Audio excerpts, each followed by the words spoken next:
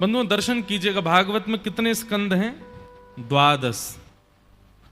और 12 स्कंद जो हैं ये भगवान का ही, जैसे हमारे 12 अंग होते हैं, ऐसे ठाकुर जी के 12 अंग हैं, 12 स्कंद। और कोई अतिशयोक्ति करके नहीं, पर कई वैष्णवों से, संतों से, पूज्य श्री डोंगरे जी महाराज आदि सब बड़े बड़े संतों ने इस बात की पुष्टि की कि श्रीमद् भागवत जी के 12 स्कंद का यदि दर्शन करें तो ऐसा लगेगा श्रीनाथ जी खड़े हैं क्या। श्रीनाथ जी का जो स्वरूप है, ऊर्ध्वबाहु, एक भुजा ऊपर दूसरी कटी पर,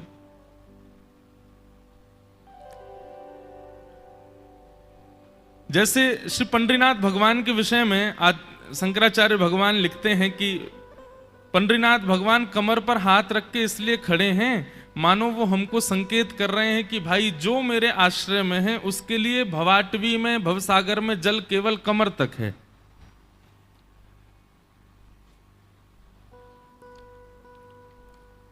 श्रीनाथ जी का जब दर्शन करते हैं तो श्रीनाथ जी के दर्शन में एक भुजा कमर पर, दूसरी ऊपर है।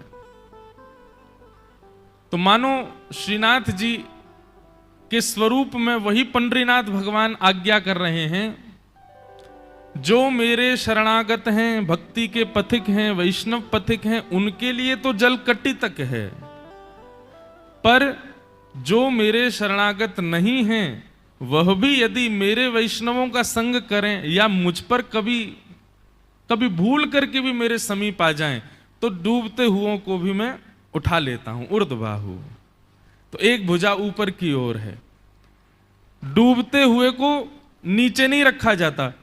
अब तो यहां गोदावरी जी में नहा के डूबना, तैरना, सब उसकी बड़ी गहरी व्याख्या हम कर सकते हैं और उस विषय पे तो पूरी, अब हमारे पंडित जी लोगों तो पीएचडी कर देंगे अब तैरने पर लेकिन श्रीनाथ जी का दर्शन जब करते हैं तो भाव आता है। श्री पंडरीनाथ भगवान कह रहे हैं वैष्णवों के लिए इतना जल, पर वही पंडरीनाथ जी श्रीनाथ जी के रूप में कह रहे हैं वैष्णवों के लिए तो इतना ही है, एक भुजा कमर पर है।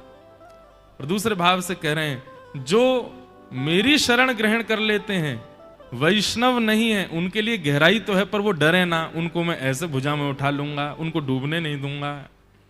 इसलिए ठाकुर जी का ये ऐसा स्वरूप, ये प्रेरणा अभी अभी पंडरीनाथ भगवान का भाव जान के श्रीनाथ जी के रूप में ऐसा भाव आया। ठाकुर जी ऐसा अनुग्रह कर रहे हैं। तो श्रीमद् भागवत में 12 स्कंद हैं। श्रीमद् भागवत का जो पहला स्कंद है वो ठाकुर जी का दायना चरण है। सब लोग दर्शन करते रहना। श्रीमद् भागवत का प्रथम स्कंद ठाकुर जी का दायां चरण, श्रीमद् भागवत जी का दूसरा स्कंद भगवान का बायां चरण। ये दोनों चरण हो गए प्रथम और द्वितीय। उसके बाद तृतीय स्कंद जो है ये भगवान की नाभि है। चतुर्थ स्कंद भगवान का उदर है। पंचम स्कंद भगवान का वक्ष है। षष्ठ स्कंद भगवान का दाहिनी भुजा।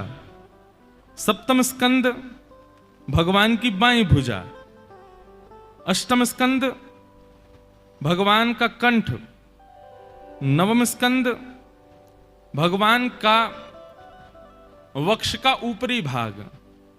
और दसम स्कंद भगवान का हृदय। दसम स्कंद भगवान का हृदय। एकादश स्कंद भगवान का ललाट। और 12 स्कंद ये भगवान की उठी हुई भुजा, एक भुजा। इस प्रकार ठाकुर जी के दसम स्कंद, 12 स्कंद चरण से लेकर के और ऊर्ध्वबाहु भुजा तक ऐसा दर्शन कराते हैं। श्रीनाथ जी ही मानो 12 स्कंद में खड़े हैं। इन सब स्कंदों के नाम भी उसी रूप से ही हैं। जिस प्रकार प्रथम और द्वितीय स्कंद चरण हैं, यानी कि आश्रय दिलाने वाले प्रथम द्वितीय स्कंद हैं। जब उनका श्रवण करते हैं तब आश्रय की इच्छा प्रकट होती है कि अब शरणागति ले लें।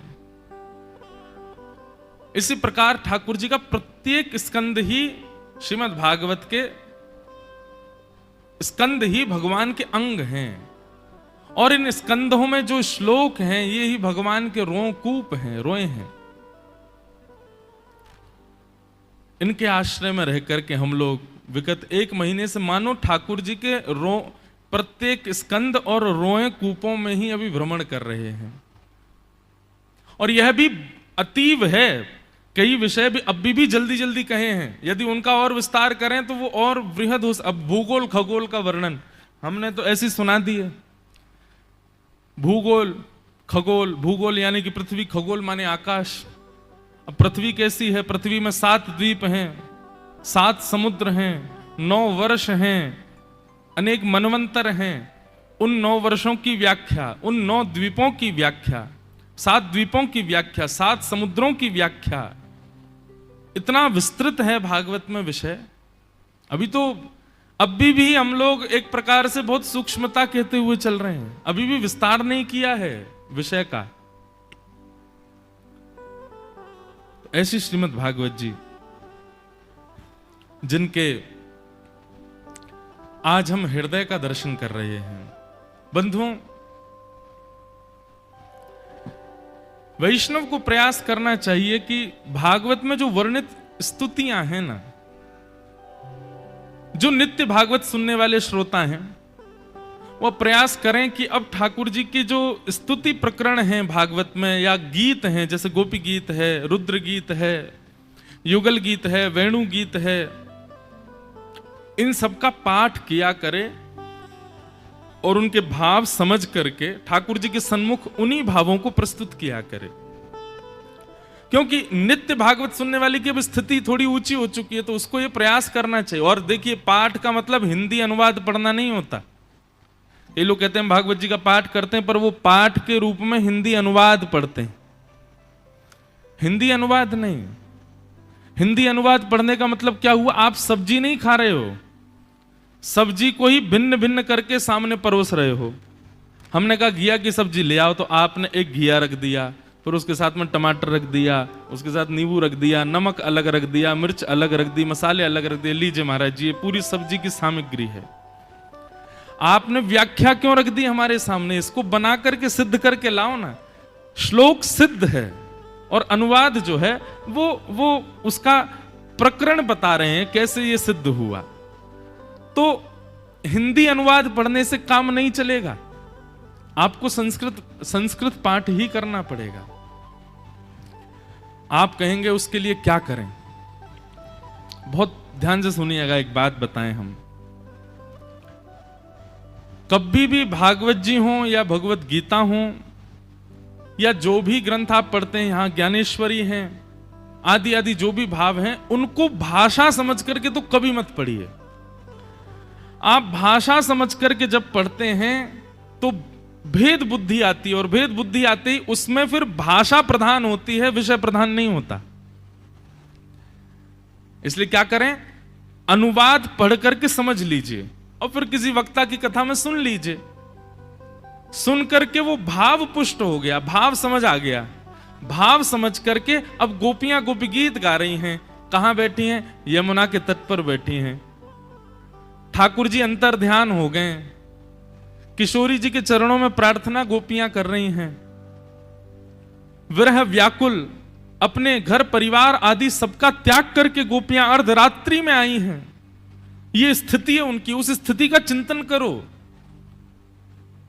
कितनी व्याकुल विरह में आतुर हैं गोपियां, उस व्याकुल विरहता का अनुभव करो। और उसके बाद कृष्ण मुझे मिले, इस कामना से गोपी गीत गाना प्रारंभ करो।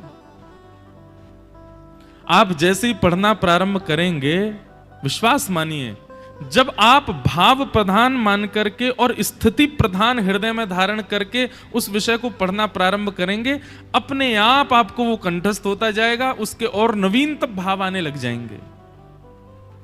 भाषा मान करके पढ़ेंगे तो भाषा तो फिर शब्द है वो, और शब्द यदि रहेगा, शब्द यदि मानेंगे तो शब्द फिर शब्द के रूप में ही परिलक्षित होगा, उससे अतिरिक्त नहीं जा पाओगे आप।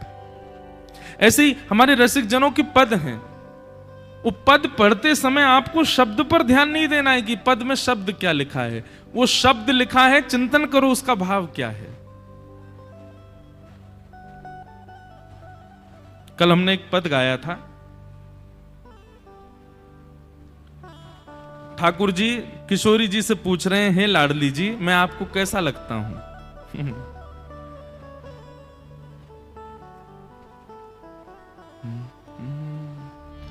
राधा प्यारी तुम्हें लागत हूं मैं कैसो।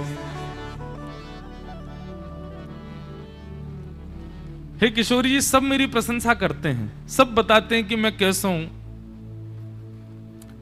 किशोरी जी भी कह रही हैं वेद आपका वर्णन करते हैं, पुराणों में आपके रूप का वर्णन किया गया, तो फिर हम तो का कुछ सुनना है यहाँ पे।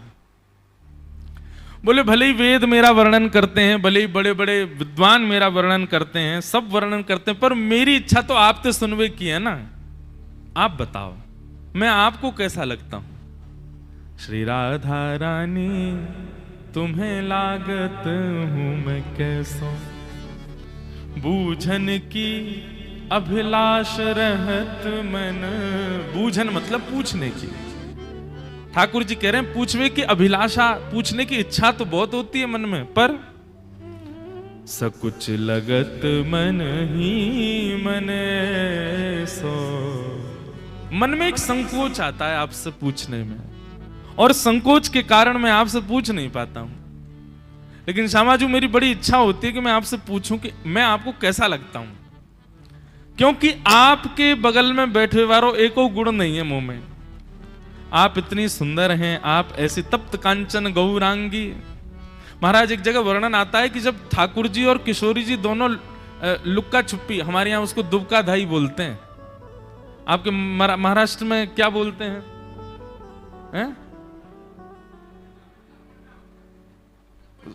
टपनटाव, लपनटाव, डाव, लपन डाव। वाह भाई,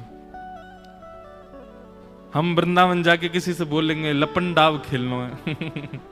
का कह रहो भैया? लपन डाव। तो ठाकुर जी और किशोरी जी जब दुबका धाई खेलते हैं, लपन डाव खेलते हैं। अच्छा, लपन मतलब दुबकना है, और डाव मतलब उसको जाके ढूंढना। वाह, लपन डाव।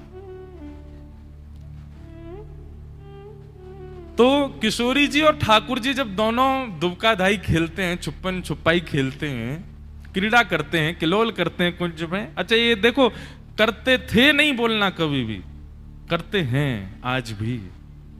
वृंदावन में आज भी लीला चल रही है ठाकुर जी की, आज भी ठाकुर जी अनुग्रह करते हैं, तो किसी को अनुभव होता है। इतने संत काय को पड़े वृंदावन में, भजन करते हैं, 24 घंटा लगे रहते हैं महाराज माला फेरने। साधु भेष धारण करके वृंदावन में विचरण कर रहे हैं, 3-3 परिक्रमा दिन भर लगा रहे हैं। काय के लिए, किसके लिए व्यक्ति रह रहा है? व्यक्ति महास्वार्थी है भैया। ये तन जो हमको मिला है ना, शरीर, इससे ज्यादा स्वार्थी जीवन में संसार में कोई नहीं है। ये निस्वार्थ भाव से कहीं रह रहा है तो निश्चित ही है कि वहां कुछ तो है। आप कहो भोजन की अभिलाषा, किसी को नहीं है। वृंदावन में संत महापुरुष ऐसे पड़े रहते हैं, कोई भोजन नहीं करता। सोने की अभिलाषा, कोई सोता नहीं है। माल मिलता है खूब, बोल कुछ नहीं मिलता। वृंदावन में ऐसे ही, अब तो भीड़ इतनी हो गई, वैसे ही कुछ नहीं होता। सब इतने अकिंचन भाव से वृंदावन में रहते हैं। क्यों? आज भी लीला चल रही है ठाकुर जी की। तो ठाकुर जी जब दुबका धाई खेलते हैं किशोरी जी के संग, तो पहले ही सखियां जाकर के ठाकुर जी से कह देते हैं, सुनो। बोले हाँ, पहली बात, जीतने की अभिलाषा से तो खेलियो मत। सखियां पहले ही ठाकुर जी को कह देती हैं, जीतोगे नहीं तुम। मतलब ठाकुर जी यदि दुबकेंगे तो किशोर सखियां उनको पहले ही पढ़ा के भेजती, ऐसे छुपना कि किशोरी जी को मिल जाओ। ऐसे मत दुबक जाना कि तुमको किशोरी जी ढूंढ ही नहीं पाए, उनको श्रम हो जाएगा। अगर किशोरी जी को श्रम हो गया तो फिर देख लियो लाला। ठाकुर जी पहले कहते हैं, अच्छा ठीक है, मैं ऐसा दुबकूंगा किशोरी जी को मिल जाऊं। कई बार तो ठाकुर जी जहां किशोरी जी खड़ी खड़ी गिनती करें ना, 1 2 3, वही पेड़ के पीछे ही खड़ी आ जाए ताकि इनको मिल जाऊं मैं जल्दी। ये ज्यादा दूर में गई तो ललता विशाखा मुझे पकड़ लेंगी, तो पहले ही उनको सिखा देते हैं, बोले ज्यादा दूर मत दुबकियो। और दूसरी बात, जब तुम्हारो ढूंढवे को समय आवे तो किशोरी जी प्रत्यक्ष खड़ी है जाए, फिर भी अनदेखो कर दिए, बोले मुझे मिली ही नहीं है, मैंने देखी ही नहीं है। वैसे कुंज निकुंज लीलाएं देखते हैं तो ठाकुर जी बड़ा अत्याचार करती हैं सखियां सब। उनको पहले ही कह दिया जाता है कि आप हारने के लिए ही कुंज में आए हैं, जीतने की तो अभिलाषा रखना ही मत। तो मैं निवेदन ये कर रहा था कि किशोरी जी का स्वरूप कैसा है। तो एक निकुंज लीला में वर्णन आया कि किशोरी जी एक दिन दुबका दही खेल रही थी, तो पीत पुष्पों का वन था, पीले पुष्पों का वन, उसमें जाकर के किशोरी जी खड़ी हो गई।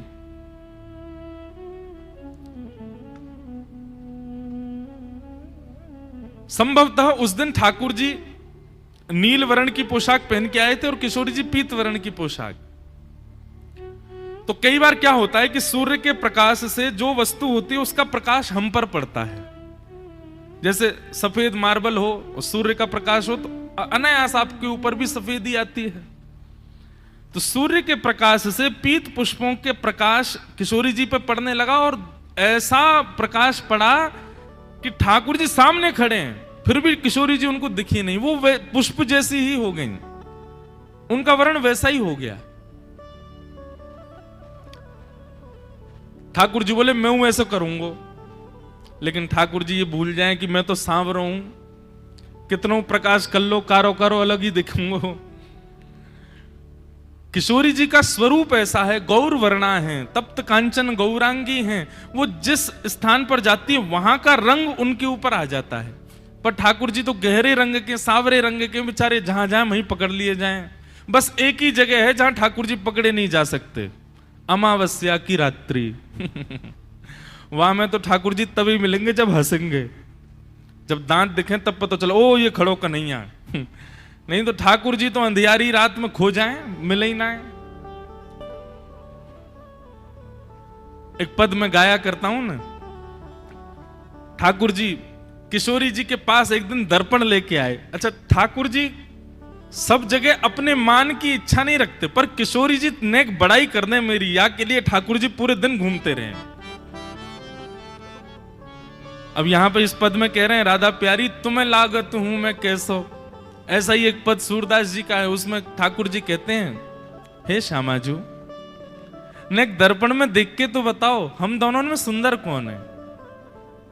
तेरो मुखनी को की मेरो राधे प्यारी, तेरो मुखनी को की मेरो राधे प्यारी। दर्शन करो। वैसे तो सुना होगा ये पद आपने, पर कितना सुंदर भाव है। ठाकुर जी दर्पण लेकर के बैठे हैं, किशोरी जी ठाकुर जी दोनों बैठे हैं और बैठ करके दर्पण में अपना मुख देख रहे हैं। और ठाकुर जी कह रहे हैं, किशोरी जी नीको मतलब अच्छो, तेरो मुख नीको की मेरो श्यामा प्यारी, तेरो मुख नीको की मेरो श्यामा प्यारी। महाराज जी अब कथा का रुख वृंदावन को मुड़ गया है। अब 3 दिन 4 दिन 3 दिन की रह गई ना, तो अपने आप ही अब ब्रज भाव से ही चल रहे हैं हम। अब आज गोपियों ने आके गोपी गीत और गा दिया है, तो अब लहर वृंदावन की ओर चल दी है, इसमें मेरा वश नहीं है। तेरो मुख नीको की मेरो श्यामा प्यारी, तेरो मुख नीको की मेरो श्यामा प्यारी। दर्पण ले बैठो मृग नैनी, दर्पण ले बैठो मृग नैनी। सांची कहो वृष भानु दुलारी, सांची कहो वृष भानु दुलारी। साच कहो वृष भानु दुलारी, साच कहो वृष भानु दुलारी। अच्छा एक बात, जितने लोग भी अपने ठाकुर जी की सेवा करते हैं, ठाकुर जी की सेवा में 3 चीज जितनी जल्दी हो सके उपस्थित करो। सबसे पहली तो आरसी, दर्पण लेके आओ। दूसरी वस्तु है जल झारी, ठाकुर जी को जल पिलावे के काजे एक झारी। और तीसरी वस्तु है बंटा, यानी कि कह दो ठाकुर जी का एक टिफिन बॉक्स। आपकी क्षमता, आपके लाल जी की इच्छा हो तो बढ़िया सुंदर चांदी की वस्तुएं रखो तीनों। और ये तीनों किस भाव से रखने? ठाकुर जी का श्रृंगार करने के बाद में आरसी जरूर दिखानी चाहिए। हमारे व्रज के भाव में तो ऐसा है कि ठाकुर जी का जो विग्रह है ना वो श्री कृष्ण है, और ठाकुर जी का जो श्रृंगार है वो श्री किशोरी जी है। तो ठाकुर जी आरसी इसलिए नहीं देखते कि मुझे दिखाओ मैं कैसा लग रहा हूं। ठाकुर जी आरसी इसलिए देखते हैं कि नहीं दिखाओ तो सही, आज श्री जी कितनी आई है मेरे ऊपर, आज किशोरी जी ने कितनी कृपा करी है मेरे ऊपर। इसलिए ठाकुर जी को आरसी दिखाई जाती है। और आरसी भी दिखाते कैसे? पहले ठाकुर जी को दिखाओ और फिर ठाकुर जी को दिखाने के बाद में आरसी दूर करके उस आरसी को अपनी ओर करके उसमें ठाकुर जी को ही देखो। तो उसका भाव ऐसा कि पहले ठाकुर जी को दिखाओ, फिर ठाकुर जी कहते हैं मोए तो मैं बढ़िया लग रहा हूं, तू देख के बता मैं कैसा लग रहा हूं। तो फिर अपनी ओर देख के ऐसे देखा जाता है, बोला हाँ बढ़िया लग रहे हो लाल जी, और अच्छा ठीक है बढ़िया लग रहा हूं तो मेरी आरती कर दे, चलो मुझे नजर नहीं लग जाए कोई की। इस भाव से आरती करते हैं हमारे यहाँ। ठाकुर जी स्वयं कह रहे हैं मुझे कोई की नजर ना लग जाए, तू मेरी आरती कर दे। और विशेष उत्सवों में तो ऐसा है कि आरती से पहले भी शीशा दिखाओ और फिर आरती करके फिर ठाकुर जी कहना एक बार और दिखा दे कैसा लग रहा हूं। अब हमें तो कहते हैं कैसा लग रहा हूं, लेकिन लाल जी की लोभ ये रहता है कि मुझे ये दिखाओ श्री जी कितनी पधारी है मेरे ऊपर। स्थिर नहीं आवाज गूंज रही है, इसलिए आरसी सबसे पहली वस्तु रखो। दूसरी रखो जल झारी। ठाकुर जी की जल की झारी निश्चित होनी चाहिए। भाई जैसे हमें प्यास लगे ऐसे ठाकुर जी को भी प्यास लगे।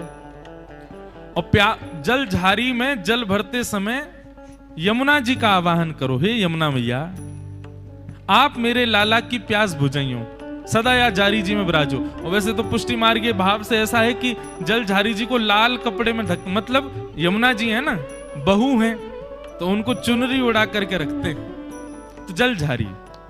और तीसरी वस्तु बंटा भोग। ठाकुर जी तो तैयार करके आप तो चले गए, पूरे दिन बेचारे बैठे हुए हैं और उनको भूख लगे प्यास लगे, क्या करें, तो बंटा से कुछ ना कुछ खाते रहेंगे। इसलिए 3 सामग्री ठाकुर जी के संग सदैव रहनी चाहिए। छोटो सी आरसी रखो, एक झारी रखो और एक बंटा जी रखो। और जब कहीं सफर पर जाओ तो आरसी जी को श्री जी के भाव से रखना है, ये किशोरी जी हैं। झारी जी को यमुना जी के भाव से रखना है ठाकुर जी के पास, खाली करके, खाली झारी। और बंटा जी को यशोदा जी के भाव से। और तीनों से प्रार्थना करनी है कि अभी हम सफर पे हैं, बीच मार्ग में हम भोग नहीं लगा पाएंगे, हम जल नहीं पिला पाएंगे। हे यमुना जी, हे यशोदा मैया, हे श्री जी, आप लाल जी के संग रह के उनकी जो इच्छा हो वो पूर्ण करते रहिए। उससे फिर आपके मार्ग में जो भी सेवा का प्रकल्प है वो यमुना जी और श्री यशोदा जी पूर्ण कर देती हैं, श्री जी पूर्ण करती हैं। तो ये 3 चीजें जरूर रखो। और ठाकुर जी को नित्य आरसी दिखाओ श्रृंगार के पश्चात।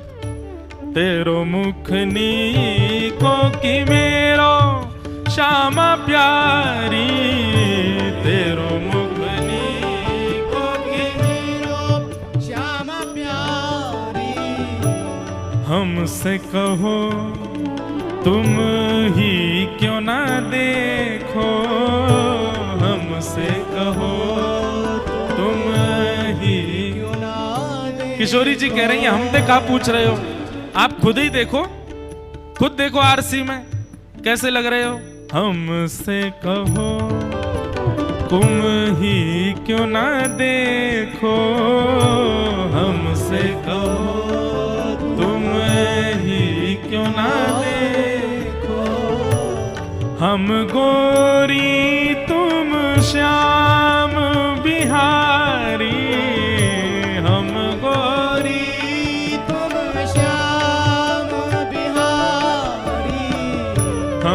गोरी तुम श्याम बिहारी, हम गोरी तुम श्याम बिहारी। किशोरी जी कह रही हैं, मेरो मुख जैसे चंद उजियारो, मेरो मुख जैसे चंद उजियारो, मेरो मुख जैसे चंद उजियारो, मेरो मुख जैसे चंद उजियारो। किशोरी जी कह रही हैं, यहाँ में बतावे वाली कहा बात है, हे श्याम सुंदर, हम गोरी तुम श्याम बिहारी, हम गोरी हैं तुम कारे कारे हो, और मेरा मुख तो ऐसे है जैसे कोई चंद्रमा।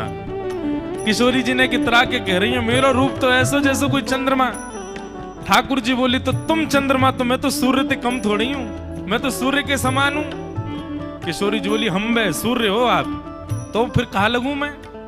किशोरी जी कह रही हैं, मेरो मुख जैसे चंद उजियारो, मेरो मुख जैसे चंद उजियारो, और तुमरो मुख जैसे रैन अंधियारी, तुमरो मुख जैसे रैन अंधियारी, तेरो मुख नीको कि मेरो श्यामा प्यारी, मेरो मुख नीको कि मेरो श्यामा प्यारी, तेरो मुख नीको कि मेरो राधे प्यारी, मेरो मुख नीको कि मेरो राधे प्यारी। बंधु, प्रेम का एक स्वरूप होता है कि प्रेमी कितना भी अच्छा करे फिर भी उसको चिढ़ाया जाता है, उसकी प्रशंसा नहीं की जाती है। वो रूठ जाए, वो चिढ़ जाए, पूरा प्रयास किया जाता है। और जिससे प्रेम नहीं होता ना, वो कुछ ना करे उसकी भी प्रशंसा बहुत होती है। अरे वाह, अरे आपने किया, अरे बहुत बढ़िया बना, ये बहुत अच्छा किया आपने, ये तो आपने कमाल ही कर दिया महाराज, आपसे बढ़िया कौन करे। इसीलिए बंगला में कहते हैं, अति भक्ति चोरे लक्षण। कोई ज्यादा प्रशंसा करे तो समझ जाना कि ये गलत बोल रहा है।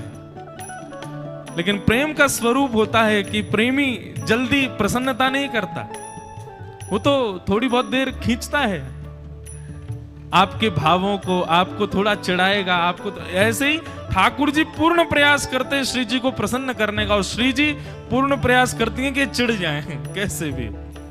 क्यों? लाल जी का स्वरूप ऐसा है कि जब वो रूठ के बैठते हैं तो बड़े प्यारे लगते हैं। किशोरी जी को रूठे हुए ठाकुर जी बस एक क्षण के लिए रूठे, वो दर्शन करके पर उनको मनावे में बड़ा सुख मिले। किशोरी जी ने कह दी, हमारा मुख तो ऐसा जैसे चंद्रमा को उजियारो, और तुम्हारा मुख ऐसा जैसे अमावस्या की रात्रि। ठाकुर जी ने आरसी रखी कोने और कमर करके बैठ गए, मुंह फुला के बैठ गए। अब श्याम सुंदर के या मान भाव को देख करके किशोरी जी बड़ी प्रसन्न है रही, थोड़ी नेक नीचे उतर के बैठी हैं और बार बार थोड़ी पे हाथ रख के अपनी ओर कर रही हैं। लाल जी, नहीं नहीं, हमसे बात मत करो आप तो हमसे साक्षात अमावस्या की रात्रि कह दी और खुद बनी रहो पूर्णिमा की चंद्रमा। लेकिन श्री जी एक बात याद रखियो, ये पूर्णिमा को चंद्रमा कितना सुंदर हो, ये दिखे तभी जब अंधेरो होगो, अंधेरो ना होवे तो यह चंद्रमा कोई ना पूछे। हे श्यामाजू, आप कितनी सुंदर सही, पर आपकी पूछ यही मारे क्योंकि मैं बगल में बैठा रहूं आपके, अगर मैं नहीं हूं तो कोई ना पूछेगो। ठाकुर जी भी ऐसे बोल गए। श्री जी बोली, हाँ हाँ, आप ही बलवान हो, आप ही सर्वश्रेष्ठ हो, अब नाराज मत हो, ऐसे ऐसे रूठ क्यों रहे हो आप। ठाकुर जी कह रहे, ना ना, मुझे बढ़िया ना लगो, आपने ऐसे क्यों कहे। तब श्री जी मना रही हैं ठाकुर जी को। कितने सुंदर भाव। बंधुओं, संसार में प्रेम है ही नहीं, प्रेम का दर्शन करना है तो ठाकुर जी की निकुंज लीला का दर्शन करो, इसको प्रेम कहते हैं। किशोरी जी कह रही हैं, तेरो नयन में मोटो मोटो कजरा, तेरो नयन में मोटो मोटो कजरा, तेरो नयन में मोटो मोटो कजरा, तेरो नयन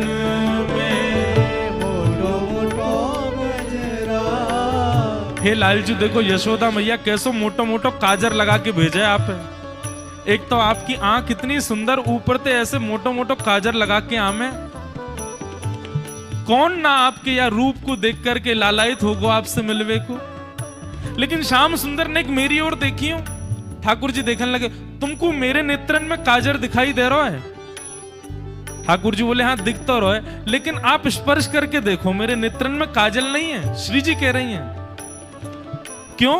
तो फिर ये दिख कहाँ रहा है?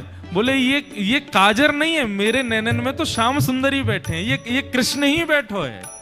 आप मेरे नेत्रन के काजल हो, या हमारे मुंह को कोई आवश्यकता थोड़ी है।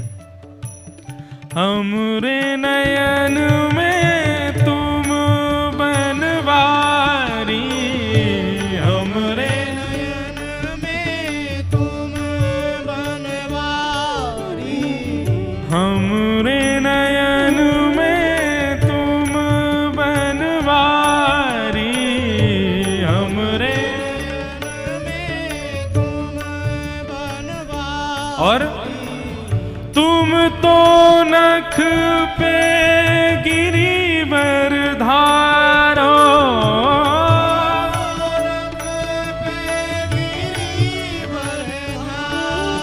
हे तुम तो नख पे गिरिवर धारो,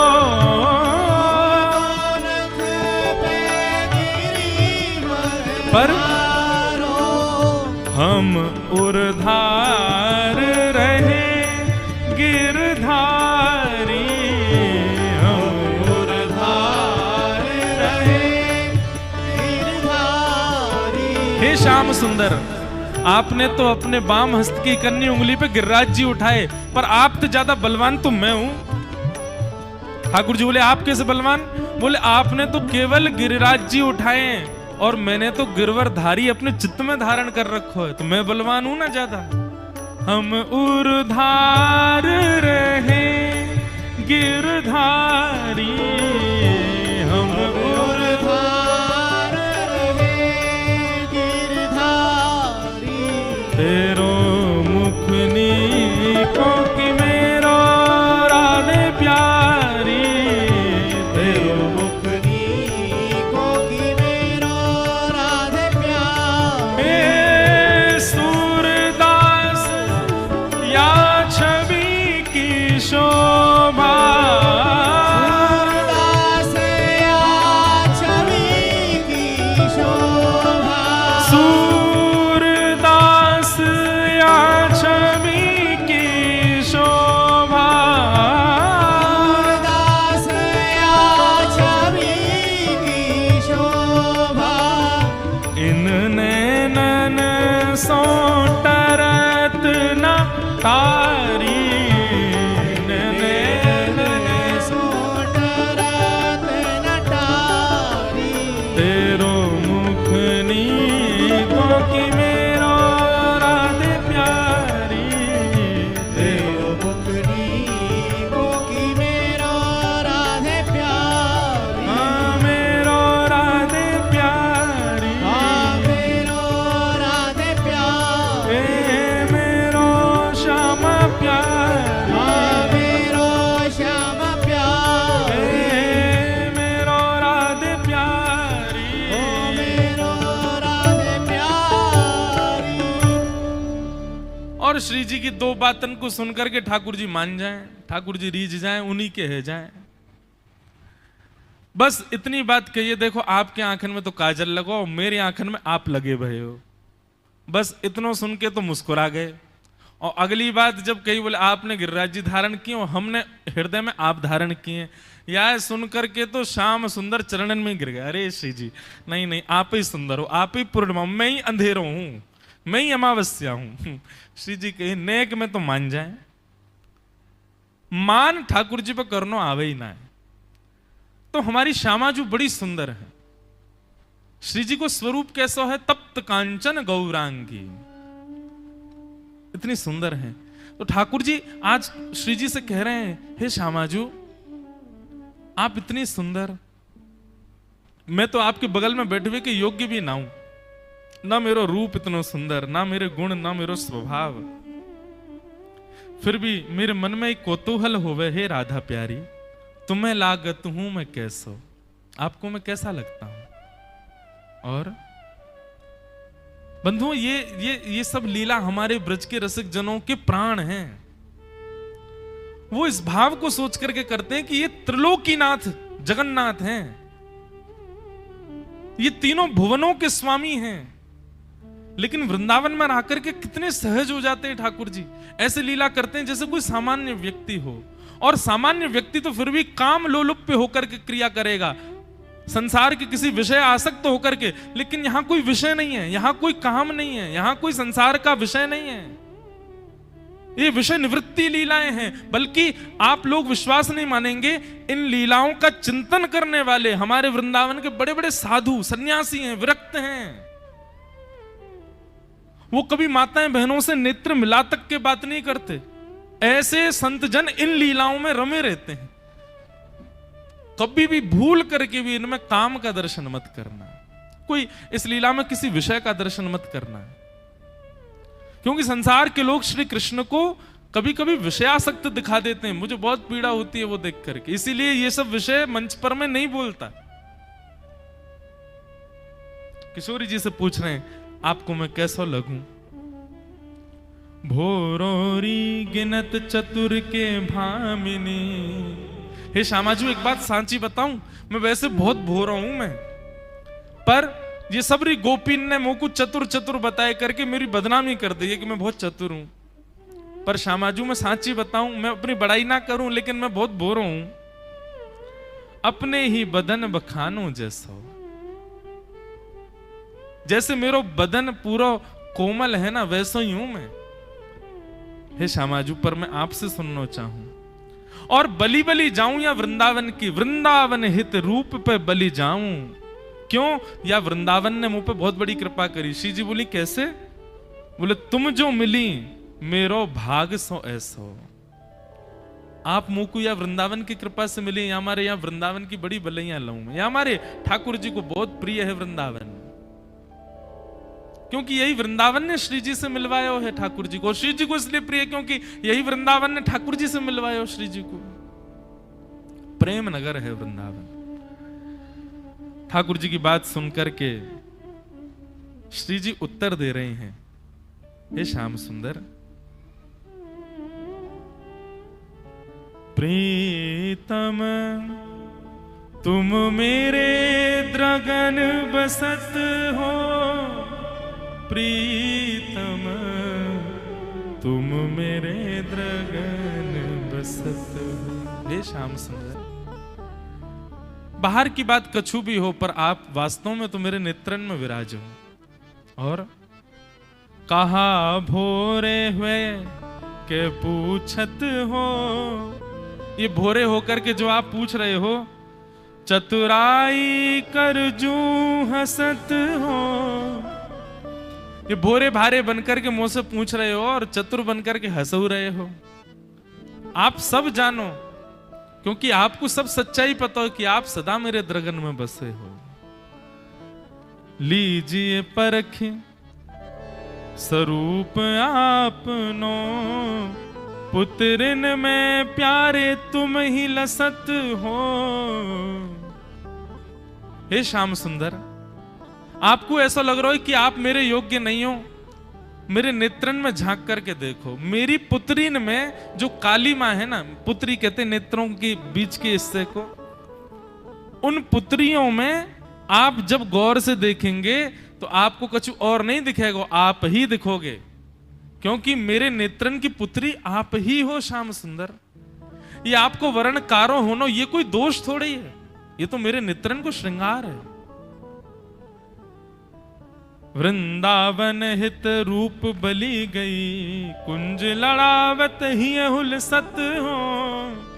ठाकुर जी की भांति श्यामाजू भी वृंदावन की बलैया ले रही हैं। क्यों?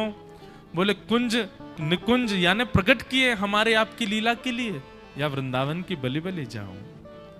ऐसे श्यामा श्याम के परस्पर प्रेम भाव प्रकट होते हैं वृंदावन में। और बंधुओं, सखियां गोपियां क्या करती हैं? केवल और केवल अटारियों में और झाड़ियों में बैठ करके दोनों की प्रिय प्रेम चर्चा सुनती हैं और फिर उसी में ही रमी रहती हैं, उसी में ही दिनों दिन व्यतीत कर देती हैं। ऐसे वृंदावन के रस भाव हैं। तो श्रीमद् भागवत में एक से एक स्तुतियां हैं, श्रीमद् भागवत में एक से एक ज्ञान का प्रसंग है, लेकिन श्रीमद् भागवत का हृदय गोपी गीत को ही बताया गया, क्योंकि वहां प्रेमी श्री कृष्ण है, वहां ऐश्वर्यवंत कृष्ण नहीं है, वहां भगवंत श्री कृष्ण नहीं है, वहां पर ठाकुर जी के प्रभुत्व का वर्णन नहीं है, वहां ठाकुर जी के लीलामृत का, वहां उनके प्रेमामृत का वर्णन है। इसलिए उस प्रेमामृत के वर्णन वाले गोपी गीत को श्रीमद् भागवत का हृदय बताया गया। ठाकुर जी तो प्रेम स्वरूप ही उसी में ही प्रिय लगते हैं। ऐसे श्री कृष्ण को हम बारंबार प्रणाम करते हैं, वंदन करते हैं। तो भगवान के 12 अंग ही श्रीमद् भागवत के 12 स्कंद हैं, और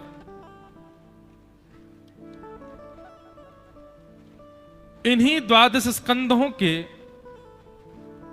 प्रत्येक स्कंद में जो वर्णित श्लोक हैं, यही भगवान के रोंकूप हैं, रोए हैं, जिनका हम लोग श्रवण लाभ ले रहे हैं। बड़ी आनंद की बात है।